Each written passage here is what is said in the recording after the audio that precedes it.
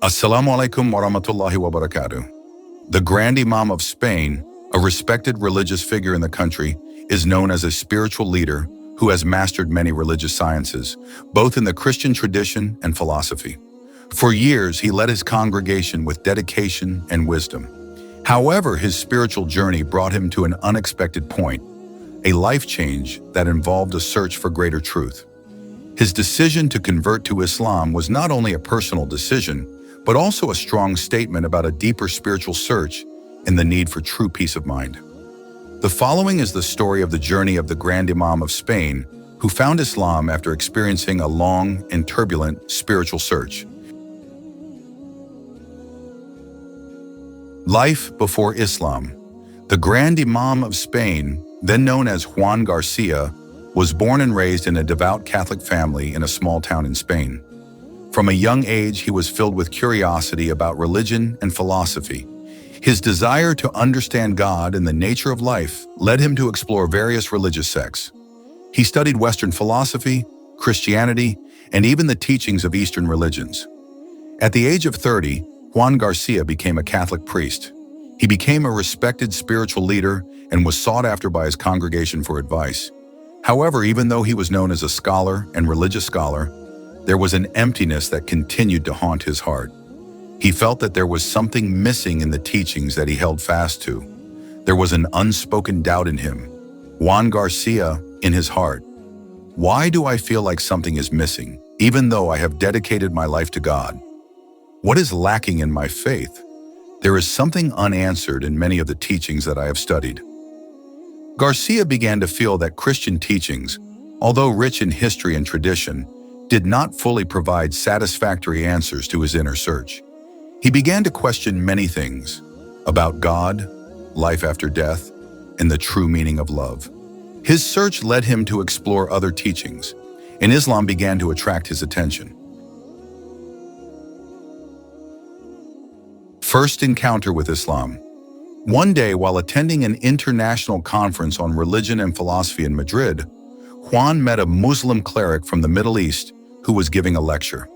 The cleric, known as Sheikh Omar, spoke with conviction and wisdom about peace, love, and a deep understanding of God. At first, Garcia listened politely, but as time went on, he became moved by Sheikh Omar's words. There was something different about the cleric's view of God and the world. Sheikh Omar, in his lecture, Islam teaches us that God is one, infinite, and unreachable. Yet he is close to us, closer than our own jugular vein. There is no intermediary between man and God. All human beings were created to worship and seek peace through devotion to him. Juan Garcia was stunned by this explanation. In his heart, he felt a deep resonance with Sheikh Omar's words. He felt that what the cleric was saying filled a void he had felt in his life. The concept of a God who was close and directly accessible without intermediaries gave him a peace he had never felt before.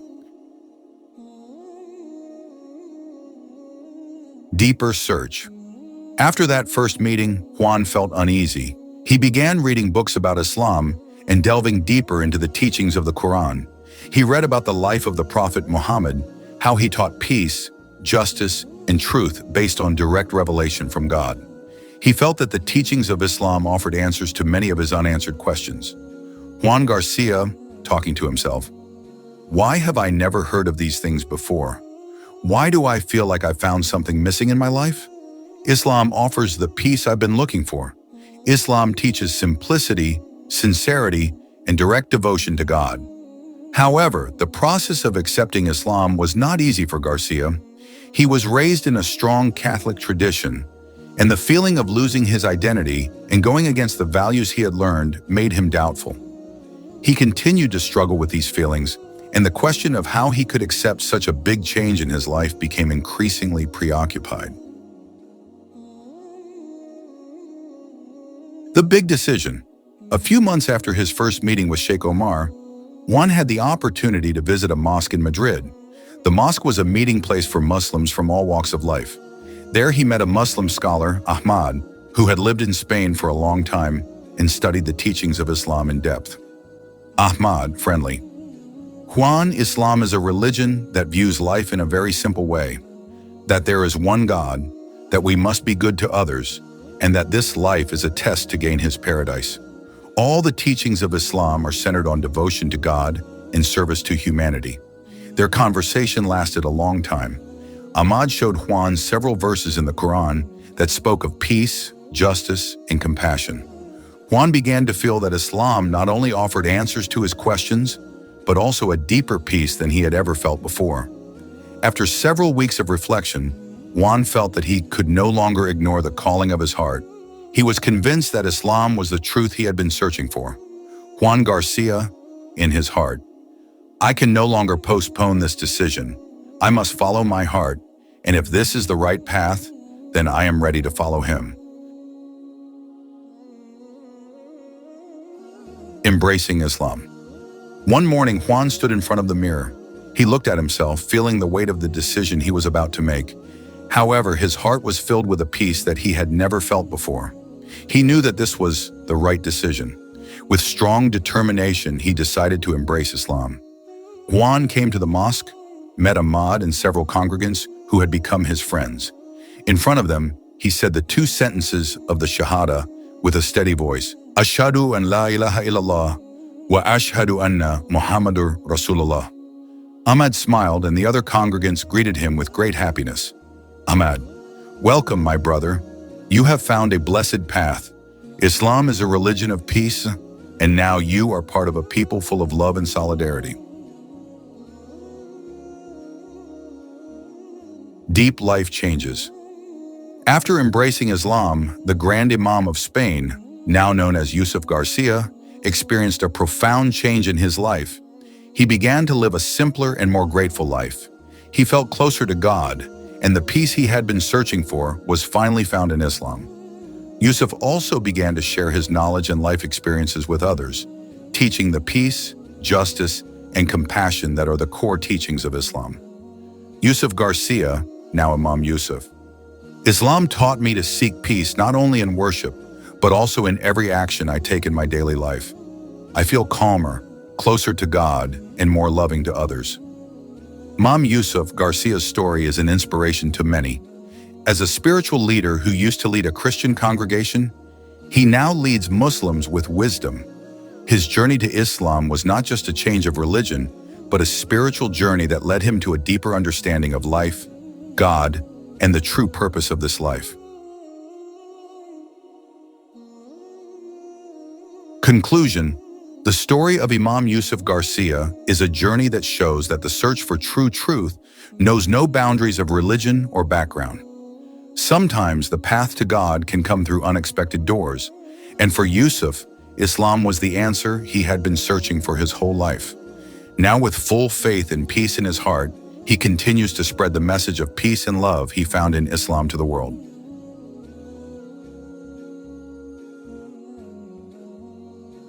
The Imam of Spain, Padre Ignacio's journey to Islam. In a small village nestled in the mountains of Andalusia, Spain lived a priest named Padre Ignacio. He was known by all the villagers as a devout, humble, and compassionate figure. From a young age, Padre Ignacio had shown a deep love for God and humanity. Growing up in a poor farming community, his passion for serving others never waned. After becoming a priest, he was assigned to Santa Clara Parish, an old church surrounded by olive groves. Padre Ignacio patiently restored the church bit by bit, not just with his hands, but also with his heart.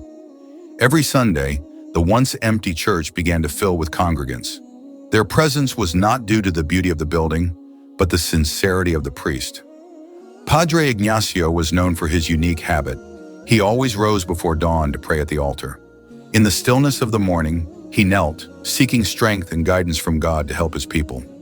Villagers often said that his prayers were so powerful that even rain would fall during the dry season at his request. Beyond his church duties, Padre Ignacio was a selfless philanthropist. He often rode his old bicycle around the village, carrying food, clothing, and medicine for those in need. He didn't just provide material aid, but also offered wise counsel that uplifted the heart. Many people said that speaking with him felt like being in the presence of God. After years of serving at Santa Clara Parish, Padre Ignacio discovered an old history book in the church library. The book was titled Luz de Al-Andalus, The Light of Al-Andalus, recounting the golden age of Islamic civilization in Spain during the Andalusian Caliphate. Padre Ignacio initially read it out of curiosity to learn more about the history of his region. However, without realizing it, the book marked the beginning of a spiritual journey that would transform his life. Each night, after completing his church duties, Padre Ignacio would sit at his desk, reading stories about the cities of Córdoba, Granada, and Seville, which were once centers of knowledge, art, and justice. He was captivated by the accounts of how Muslims, Christians, and Jews coexisted under fair laws. He was also deeply impressed by the Muslim dedication to scholarship, worship, and morality. What touched his heart the most, however, were the Quranic verses quoted in the book. One that was often mentioned read, "There is no compulsion in religion. Truly, the right way has become clear from error." Quran, Surah Al-Baqarah, 256.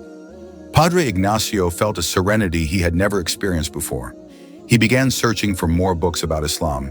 He read translations of the Quran, Hadith, and writings by renowned Muslim scholars such as Ibn Sina and Al-Ghazali. The more he read, the more he felt that Islam offered the peace and truth he had been seeking. He found the concept of Tawheed, the belief in the oneness of God, both simple and profound. He also began to understand that Prophet Muhammad was not only a bearer of religion, but a source of guidance, filled with mercy for all creation. However, his spiritual journey was not without challenges. Doubts arose in his heart. He wondered, what if I am wrong? What about my responsibilities as a priest? He spent days in prayer, seeking guidance from God. One night, Padre Ignacio had a dream. In his dream, he found himself walking through a barren desert. He was thirsty, exhausted, and on the verge of giving up.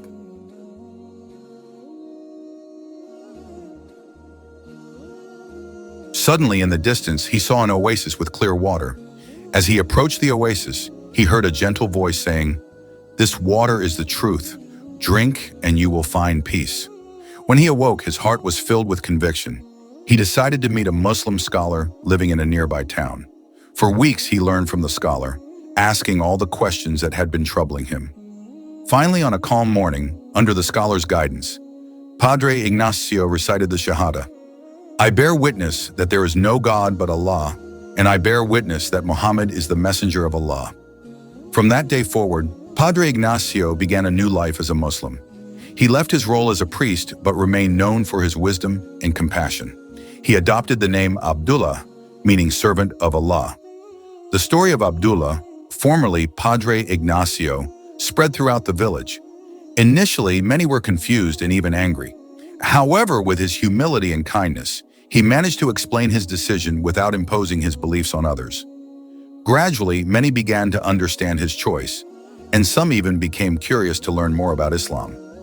Abdullah spent the rest of his life teaching about Tawheed, justice, and compassion, values he had learned from Islam. He became a bridge between the Muslim and non-Muslim communities in his village, promoting harmony, reminiscent of the coexistence in Andalusia's golden age. Over time, news of the conversion of the former priest Abdullah spread throughout Spain.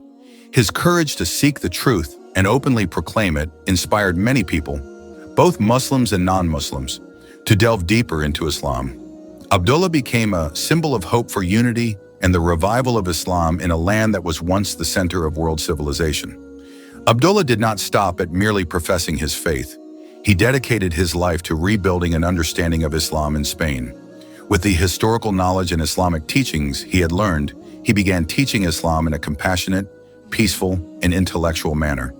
He often held interfaith dialogues, inviting religious leaders from other faiths to discuss monotheism, moral values, and the history of Islamic glory in Andalusia. In his village, he established a small educational center named Dar al-Hikmah, inspired by the Islamic scholarly tradition of the past. This center became a place to study the Quran, Arabic, history, philosophy, and general sciences. Initially, only a handful of people attended, but over time, young people from various parts of Spain began to arrive. Abdullah also encouraged Muslims scattered across Spain to arise from their marginalization. For years, Muslims in Spain had lived as a socially and politically oppressed minority. Through his gentle approach and inspiring efforts, Abdullah united them with a renewed spirit to build a strong community that positively contributed to the country. He reminded Muslims of the glorious past of Andalusia, where cities like Cordoba were centers of knowledge, art, and global peace. He taught that to regain such glory, Muslims must return to the Quran and Hadith, while emphasizing the importance of education, hard work, and noble character. Abdullah's message began to resonate among Spanish intellectuals and politicians. Many were drawn to the concepts of Islamic justice, fair governance, and religious tolerance that had once been implemented in Andalusia. Some universities even began offering programs on the history of Islam in Spain, introducing young generations to their rich heritage. Within a few decades, the influence of Islam began to reappear in various aspects of life. This influence extended beyond education to include fields such as art, architecture, and law. Major cities like Madrid, Seville, and Granada began reviving Islamic traditions by building mosques, cultural centers, and libraries that housed classical works from Andalusia's golden age. Abdullah's legacy lived on, not only as a symbol of faith and perseverance, but also as a catalyst for the reawakening of Andalusia's once glorious Islamic heritage.